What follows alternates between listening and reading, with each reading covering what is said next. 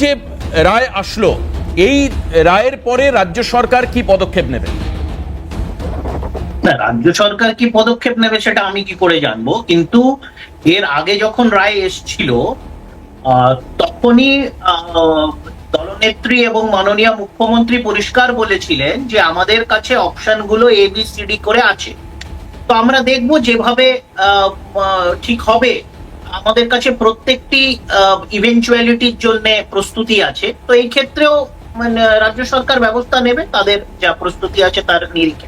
না, সেটা কি আইনি পথে তারা যাবে? স্পেশাল রিভিউ বা রিভিশনের কথা কি এরপরে সেই পদক্ষেপ সরকারের নেবে? বা প্রশাসন বা SSC কারোরই প্রতিনিধি নই, আমি দলের প্রতিনিধি। তো সেই ক্ষেত্রে তারা কি করবে আমি জানি না। তবে যেটা আমরা আগের শুনেছিলাম, যেটা পাবলিক মিটিং এ যা বক্তব্য রাখা হয়েছিল দলনেত্রীর পক্ষ থেকে, তো সেইটার ভিত্তিতে আমি বলতে পারি যে প্রশাসনের কাছে নিশ্চয়ই যেরকম অপশন A ছিল রিভিউ পিটিশনে, অপশন B, C, D সবই আছে। তো যেইভাবে বিষয়টা এগোবে সেইভাবে প্রশাসনও এগোবে। তার মানে অবশ্যই এই চাকরি বাতিলের বিরুদ্ধে দল থাকছে। দলের অবস্থান হচ্ছে যাদের এই কোর্টের অর্ডারে চাকরি গেছে 26,000, তাদের পাশেই দল রয়েছে। না, আমাদের বক্তব্য হচ্ছে যে একই যাত্রায় পৃথক ফল। মানে ভারতবর্ষে তো একটাই সংবিধান, সেই একটা সংবিধান প্রত্যেকটি নাগরিকের বা প্রত্যেকটি রাজ্যের ক্ষেত্রে একই বিধান হওয়া উচিত। আমরা বিভিন্ন ভাবে দেখছি যে যেমন SSC মামলাতে একরকম রায়, গুজরাটের ক্ষেত্রে আরেক রকম রায়, বা NEET মামলাতে যখন দুর্নীতি ধরা পড়ে, যখন টাকার বিনিময়ে প্রশ্ন ফাঁসের। না, কিন্তু সব মামলায় এক একটি মামলায় তো এক এক রকম কনটেক্সটে বিচার প্রক্রিয়া হয়, এক এক রকম কন্টেন্ট এক একটা মামলায়। হ্যাঁ, সমস্ত মামলাকে মিলিয়ে আপনার কথাটাও ঠিক আছে, কিন্তু আবার এটাও ঠিক। ধরুন আমি একটা সিম্পল কথা বলছি, ধরুন রিজার্ভেশন, সংরক্ষণ কোন কোন রাজ্যতে 50% বেশি হলেও সেটা গ্রাহ্য হচ্ছে, আর আমাদের রাজ্যতে 17% ক্ষেত্রে সেটাকে ঝুলিয়ে রাখা হচ্ছে। তো এই জায়গা মানদণ্ডটা কেন? আচ্ছা, মানে বিভিন্ন রাজ্য ভিত্তিক আলাদা আলাদা সিদ্ধান্ত আপনি বলছেন। অবশ্যই কিষাণুদা আপনার কাছে আসবো, কিন্তু এই মুহূর্তে চাকরিহারা শিক্ষক চিন্ময় মণ্ডল আমাদের সঙ্গে রয়েছেন টেলিফোনে। চিন্ময়, আপনার কাছ থেকে জানতে চাইবো এই রায়ের পরে আপনারা পরবর্তী সিদ্ধান্ত কি নেবেন? যদিও দল বা সরকারের তরফে, কিছুক্ষণ আগে সরকার নয় দলের তরফে যেটা কিষাণুদা বলছিলেন, যে মুখ্যমন্ত্রী যেরকমটা বলেছিলেন আপনাদের সঙ্গে বিশেষ সভায়, যে ABCD প্ল্যান রেডি রয়েছে, পরবর্তী প্ল্যানে তারা ফোকাস করবেন। এ প্ল্যান কার্যত এখন ব্যর্থ হয়েছে, পরিষ্কার এই রায়ের ফলে সেটা বলা যেতে পারে। আপনারা কি সিদ্ধান্ত নেবেন? দেখুন, ABCD সব প্ল্যানই ব্যর্থ। আলটিমেটলি E ফর এক্সামিনেশন, এটা নেওয়ার জন্যই তড়িঘড়ি করে সব থেকে এগিয়ে এসেছে প্রথম থেকেই। যদি অন্য কোন নথি দিত বা আমরা যা চেয়েছিলাম সেগুলো যদি প্রডিউস করতো, তাহলে হয়তো আজকে অন্যরকম কিছু হতো।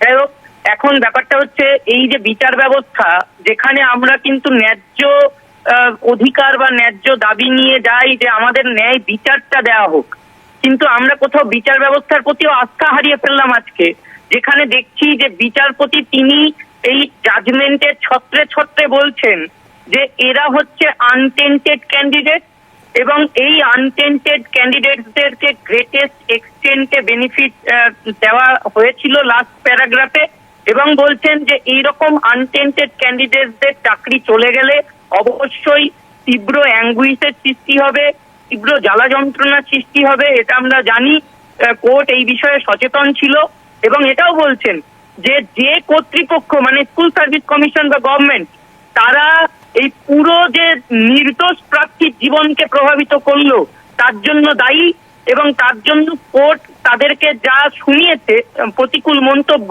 সেই প্রতিকূল মন্তব্যগুলো যুক্তিসঙ্গত ছিল। তাহলে প্রশ্ন এখানেই যে বলছেন আনটেন্টেড, অন্যের দোষে চাকরি নিচ্ছে, আবার এদিকে বলছেন যে কর্তৃপক্ষ দায়ী, তাদের প্রতি আমার প্রতিকূল মন্তব্যগুলো যুক্তিসঙ্গত, তাহলে কেন আনটেন্টেডদের কাছে? একেবারেই চিন্ময় মণ্ডল, আপনি আমাদের সঙ্গে থাকুন। এই মুহূর্তে আইনজীবী বিকাশ রঞ্জন ভট্টাচার্য আমাদের সঙ্গে রয়েছেন টেলিফোন। আমি স্বাগত জানাবো ক্যালকাটা নিউজে। আমি দেবাশিস রয়েছি স্টুডিওতে। বিকাশ দা, যেটা আসছে সুপ্রিম কোর্টের তরফে খুব পরিষ্কার বলা হচ্ছে যে রিভিউ পিটিশনকে ডিসমিস করা হলো, ক্যান্সেল করা হলো, এবং যে ডিমান্ড করা হয়েছিল সেটাকে ডিসমিস করা হলো। কিন্তু তৃণমূল কংগ্রেসের তরফ থেকে বলা হচ্ছে এ প্ল্যান ব্যর্থ হয়েছে, তাহলে কি হবে? বি, সি, ডি, ই এই সমস্ত প্ল্যানগুলো কিন্তু এখনো রেডি রয়েছে, সেই পথে যাওয়া কি সম্ভব?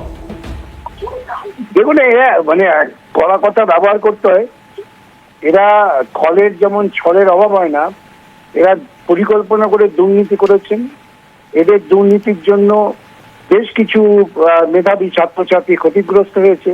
কয়েকজন কেউ কেউ আত্মহত্যা করেছে। কালকে একজন মারা গেল, একজন ট্রাইবাল শিক্ষক।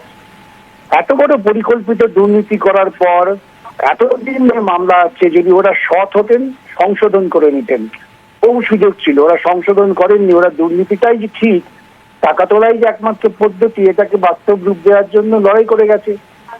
সুপ্রিম কোর্টে মামলা করতে গিয়ে ওরা কোটি কোটি টাকা খরচা করেছে, হেরে গেছে। তারপরে আবার ধাপ্পা দিয়ে বলছে যে না, কারো চাকরি যাবে না, আমি থাকতে কারো কিছু হবে না, সুপ্রিম কোর্ট মানি না, কনস্টিটিউশন মানি না। একমাত্র লক্ষ্য হচ্ছে তোমরা ওই বিকাশ রঞ্জন ভট্টাচার্যকে ধরে পতন করো, তাহলেই সব হয়ে যাবে। এই সমস্ত কথা বলে শিক্ষিত তরুণ সমাজকে বিভ্রান্ত করেছে। এবং পশ্চিমবঙ্গের যারা সচেতন মানুষ, তারা যদি এখনো না নড়ে চড়ে বসেন, তাহলে তারা আগামী দিনে কোন অন্ধকারে পৌঁছে যাবেন তার ঠিক ঠিকানা নেই। বিকাশ দা, আরেকটা জায়গায় যে স্পেশাল রিভিশনের কথা বলা হচ্ছে, স্পেশাল রিভিশন হতে পারে বা মানে সেই জায়গায় দাঁড়িয়ে এই নির্দেশ অন্য কোন নির্দেশে পরিবর্তিত হতে পারে? সমস্ত বাতিল হয়ে গেছে, কিচ্ছু হতে পারে না। সুপ্রিম কোর্টে যে জাজমেন্ট দিয়েছে 3 এপ্রিল, সেই জাজমেন্টকে পুরোপুরি কার্যকর করতে হবে। অনেক ধন্যবাদ। বিকাশ রঞ্জন ভট্টাচার্য আইনজীবী এবং সিপিএম সাংসদ আমাদের সঙ্গে ছিলেন, আর এই মুহূর্তে সঙ্গে আমাদের সঙ্গে চিন্ময় মণ্ডল ছিলেন। চিন্ময়কেও আমি ধন্যবাদ জানাবো। আমি চলে যাব তন্ময়দার কাছে। তন্ময়দা, এই মানে অত্যন্ত একটা গুরুত্বপূর্ণ নির্দেশ এবং বর্তমানে যে উদ্ভূত পরিস্থিতি, সেখানে দাঁড়িয়ে আপনার প্রতিক্রিয়া। আমি এই মুহূর্তে তন্ময়দার কাছে যাওয়ার আগে সুপ্রিম কোর্টে অর্ডারের কপি আমরা একবার স্ক্রিনে দেখাবো আপনাদেরকে।